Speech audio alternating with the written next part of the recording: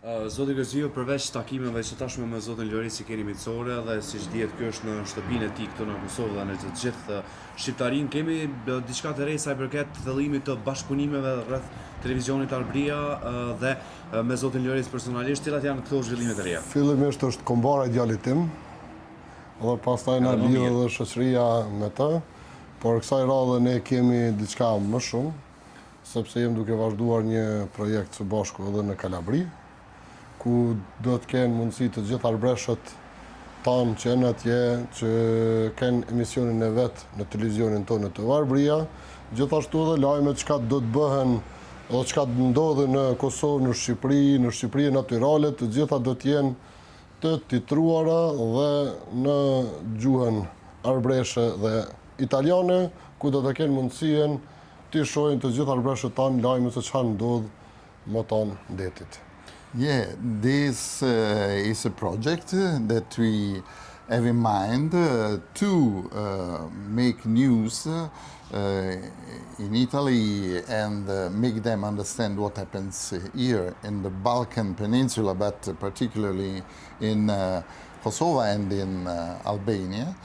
And to add to this news what happens in Arbëresh villages. It could be a nice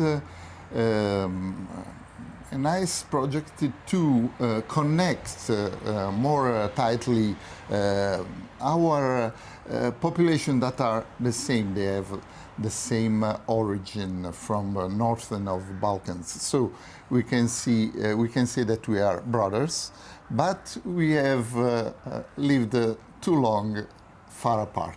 Now it's time that we knew better each other.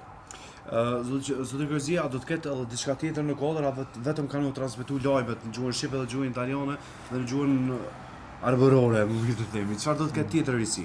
Do të ketë emisionin Votër me Valin që kemi këtu.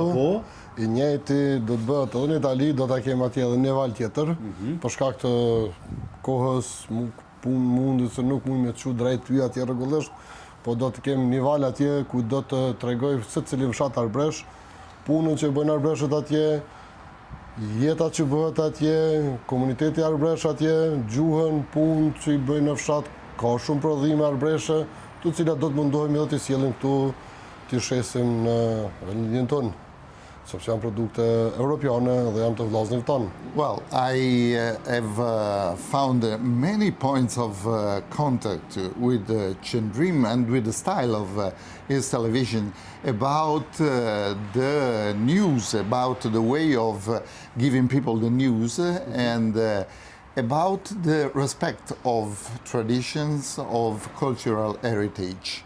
And so I think that we can cooperate in a very productive way. And the name is really a way to unite, because it's such the name of the origin of the Albanian people from the Arbëri tribe. And it's a way that we call Calabria. You know, the pronunciation correct in Italian is Calabria. And it's the name of a part of the tribe of Messapi.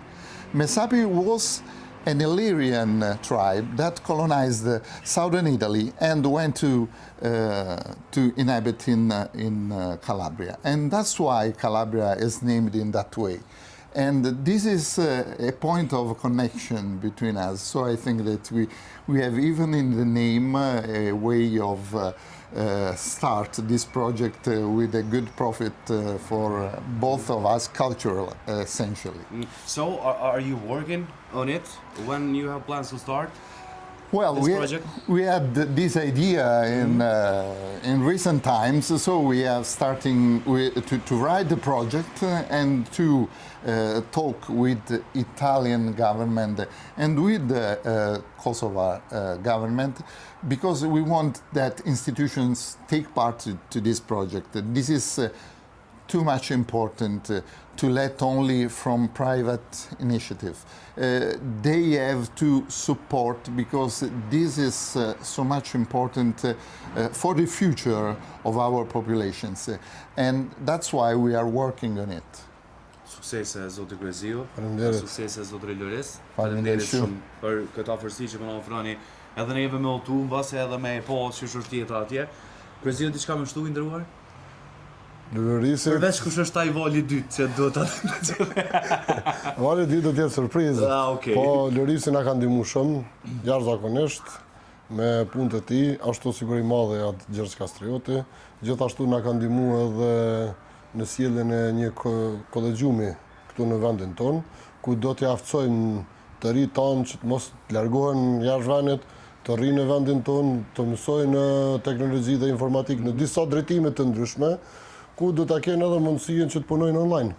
Nga këtu, pasi të përfundojnë ato studime.